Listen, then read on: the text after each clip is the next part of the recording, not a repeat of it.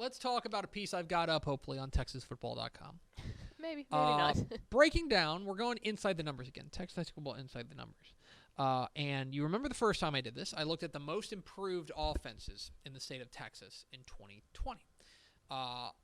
This time, I want to take a look at the toughest schedules. Because I think, look, the 2020 season is going to be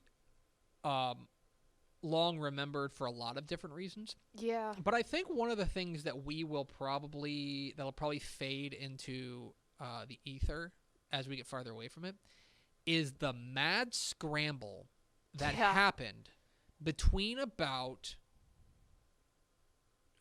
I don't know when they announced, the UIL announced. It was like right after coaching school, so mid-July, called July 15th. Between there and like August, like for a month there, it was wild. And because all these schedules, which normally get set right with a realignment year, realignment comes out in February, and then normally we're just like, you know what, we're gonna set up our schedule. Who do we need? We need these non-district games. We know we have 7 district games. We need 3 non-district games. Bada bing, bada boom. We'll put a bye here. Blah blah blah. We're all done. Instead, all that got thrown into a wood chipper. Yeah. Because of all the changes that were necessitated by the COVID-19 pandemic. And as a result, we got some weird schedules. Yeah. Like we got we missed out on some games. If you remember, we were supposed to open the season with South Lake Carroll against Austin Westlake.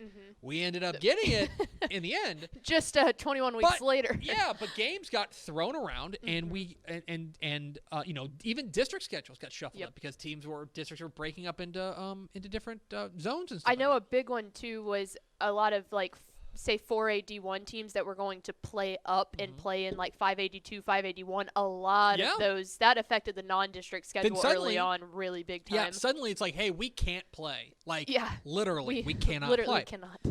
So, I'm gonna remember that time pretty well in my mind grapes. But now that the dust has settled. I wanted to take a look at who actually played the toughest schedules because there's some, we talk with coaches all the time about their scheduling philosophy. A lot of them, if you have 3 non-district games, I think the average is coaches want to have one game that's going to really challenge them, one game they feel like they're pretty evenly matched with, and one game that they feel like they can get a win. Right? Generally speaking, that's in talking with coaches, that's how they feel. But not everybody did that. And, of course, because of this strange circumstances, not everybody had that luxury either. You kind of played whoever you could find. Right. And so we took a look at the toughest Texas high school football schedules in 2020. And we measured this by the opponent win percentage. It's real easy. One other note on this, I made just a judgment call that I said you had to play at least 7 games. That seems fair to me. There were some teams like in El Paso, right, who only played 5 games and they went 1-4, but it's like, okay, well, their percentage is still higher. So the winning percentage is really high, but it's like you only played 5 games, can't really be that tough of a schedule than if it's that. So I made it so you had to play a minimum of 8 games in order to be eligible. Okay. 8 or 7. 8. Sorry, minimum 8. Okay. I don't know if I said 7. 8. Minimum 8 games to be eligible. And so let's roll out the top 10 toughest Texas high school football schedules in 2020. And up at the very top, it's basically at the very top, there's 2 that kind of are ahead of everyone else. And it's Fort Bend Hightower and it's Hallettsville. Both of whom had a 7-12 opponent's winning percentage. Hightower is decimal points ahead of them. But you take a look at Fort Bend Hightower's schedule. It ended up being a real murderer's row. They ended up playing a grand total of 10 games. Remember, that was a team that got hot in the playoffs. They played 3 playoff games, despite being 4th place in their district. But they played, of their 10 opponents, 6 of them won at least 8 games, which is crazy. They played Manville twice, Spring Westfield, Richmond Foster, Katy Pato, and Port Arthur Memorial, all of whom had at least 8 wins, which is really impressive. The other one there is Hallettsville. And Hallettsville's, I would say, a little bit more of the traditional, very tough schedule. In the sense that they had a very tough non-district schedule, okay? They played Shiner, in the opener. Obviously, that's the state champion. Remember, they had that game thrown together with Jim Ned. Mm-hmm. They played Jim Ned twice. Yep. And they played Atlanta, by the way. But they had that, like, in a non-district perspective, they played Shiner, who went 14-0, Jim Ned, who went 14-1, and state champions, and then Vanderbilt Industrial, who's an 11-win team. In district, they had two real heavy hitters there in Yoakum and Columbus. Columbus, who they saw again in the playoffs. Yep. And then once you get in the playoffs, they played Lano, who's a 13-win team. Lorena was a 9-win team. There ended up having an opponent's winning percentage of 7-12, which is by far the best in 3A.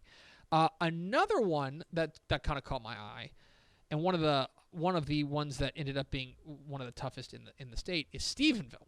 Stephenville ended up going 6-6, but we knew this going into it. They're not like we knew they were going to be in a tough district because they're in with La Vega and they were in with Midlothian Heritage, both of whom went 9-3, right? They ended up playing Argyle in the playoffs, 16-0. That's going to boost your schedule as well. Their non-district schedule, okay?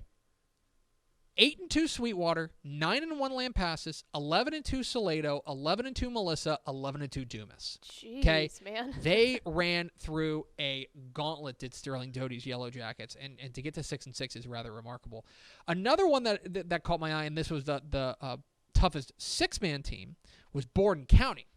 Borden County, and this is a Trey Ritchie special. Trey Ritchie, the coach at Borden County, always schedules extremely difficult, and especially in non-district. And part of it is with their district, like O'Donnell had a really nice year this year, but it's like the rest of their district won a combined 6 games. Yep.